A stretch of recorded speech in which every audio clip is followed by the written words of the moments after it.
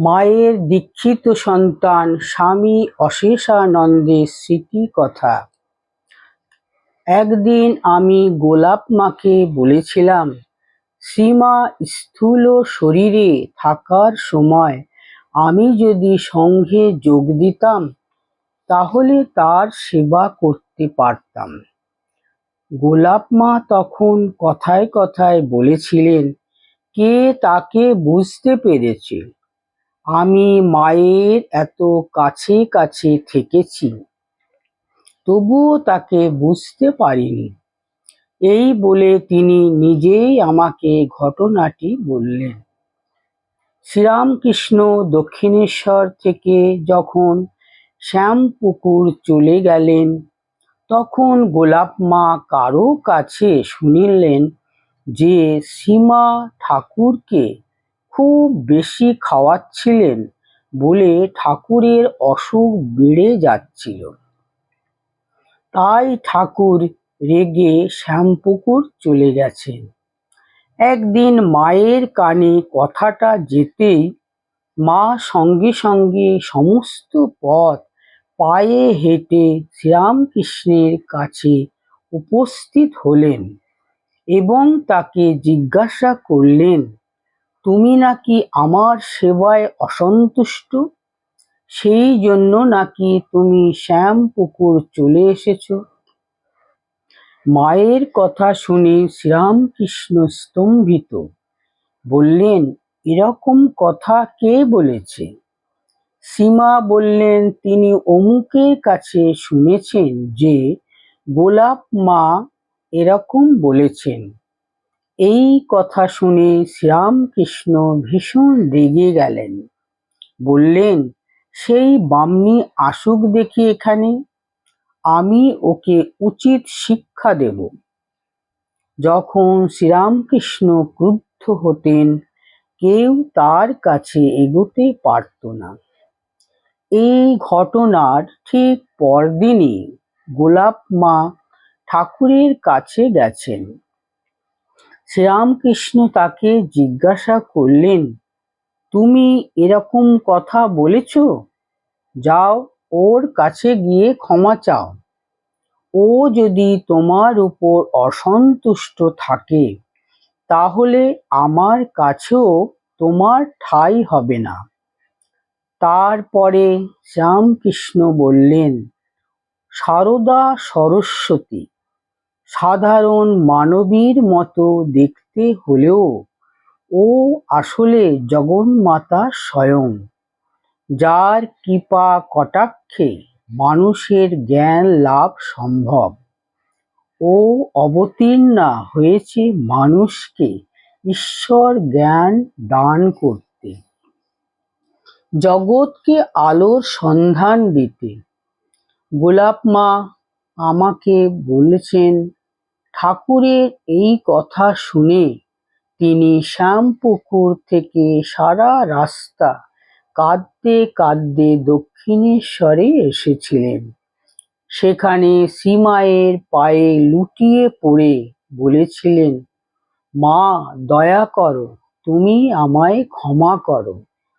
আমি অমুকের কাছ থেকে শুনে বলেছিলাম, এরকম করা আমার উচিত হয়নি।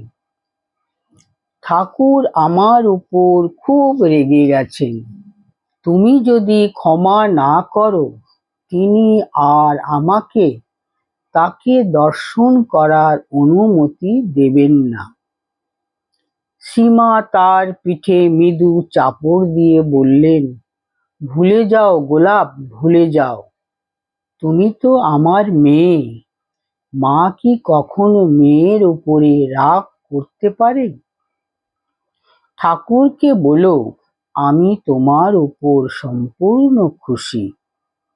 শ্রীরামকৃষ্ণই গোলাপ মার চোখ খুলে দিয়েছিলেন, যার ফলে শ্রীমার অনুপম দৈবী মহিমা ও শক্তি তিনি কিছুটা উপলব্ধি করতে পেরেছিলেন। শ্রীমার শিষ্য চন্দ্রমোহন দত্তর কাছে আমি আর একটা ঘটনা শুনেছি। আমি তখন উদ্বোধন অফিসের ম্যানেজারের সহকারী হিসেবে কাজ করতাম, আর চন্দ্রবাবু বই প্যাক করার কাজ দেখাশোনা করতেন। স্বামী শুদ্ধানন্দ, যিনি পরে রামকৃষ্ণ সংঘের অধ্যক্ষ হয়েছিলেন, তার সঙ্গে তিনি একদিন গঙ্গা স্নানে যাচ্ছিলেন। স্বামী শুদ্ধানন্দ চন্দ্রবাবুকে বললেন, তুমি তো মায়ের কাছে যাও, তার কাছে গিয়ে কি চাও? চন্দ্রবাবু উত্তর দিলেন, আমি তার কাছে কিছু মিষ্টি প্রসাদ চাই। তখন মহারাজ বললেন, তুমি কি মায়ের কাছে শুধু প্রসাদ চাইতেই এসেছ? শুধু সেই জন্যই কি এসেছ তুমি? মা মুক্তি দায়নি, তুমি মায়ের কাছে ব্রহ্মজ্ঞান চাও, মুক্তি চাও। চন্দ্রবাবু বললেন, ঠিক আছে মহারাজ, তাই চাইব আমি। উদ্বোধনে ফিরেই চন্দ্রবাবু মায়ের ঘরে গেলেন। মা তখন দুপুরের পুজোয় বসেছেন। মা তাকে দেখতে পেয়েছেন, কিন্তু পুজোয় বসেছেন বলে কোনো কথা বললেন না। ইঙ্গিতে জানতে চাইলেন তিনি কি চান। চন্দ্রবাবু পরে বলেছিলেন, আমার বুক তখন দূর দূর করে কাঁপতে লাগলো। আমি ভেবে রেখেছিলাম বলবো, মা আমায় কৃপা করে ব্রহ্মজ্ঞান দাও। যদি সেটা খুব বেশি হয় তবে মুক্তি দাও, যদি তাও না হয় অন্তত মোক্ষ। কিন্তু মুখ দিয়ে কোনো কথা এলো না আমার।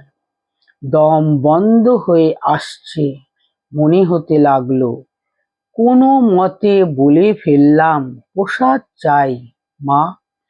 সীমা আঙুল দিয়ে খাটের নিচে দেখিয়ে দিলেন। সেখানে একটা প্লেটে প্রসাদ ঢাকা ছিল। আমি তা থেকে কিছু রসগোল্লা, সন্দেশ আর চমচম নিয়ে নিচে নেমে এলাম। স্বামী শুদ্ধানন্দকে এসে বললাম, মহারাজ, আমি ঠিক করেছিলাম ব্রহ্মজ্ঞান চাইব, কিন্তু কিছু একটা ঘটে গেল। কি ঘটল আমি ঠিক জানি না। এ থেকে বোঝা যায় এই ধরনের প্রার্থনা কাউকে শিখিয়ে দেওয়া যায় না। মায়ের কাছে শিশু যেভাবে চায় মায়ার বন্ধন থেকে মুক্তি লাভের জন্য, তেমনি স্বতঃস্ফূর্ত ব্যাকুলতা জাগা চাই। তবে মায়ের প্রতি চন্দ্রবাবুর যেমন ভক্তি ছিল, আর মাও তাকে যেমন ভালোবাসতেন, তাতে আমি বিশ্বাস করি শেষ মুহূর্তে তিনি নিশ্চয়ই এই আপেক্ষিক জগৎ থেকে মুক্তি পেয়ে শ্রীমায়ের স্নেহময় অঙ্কে শাশ্বত আশ্রয় লাভ করেছেন।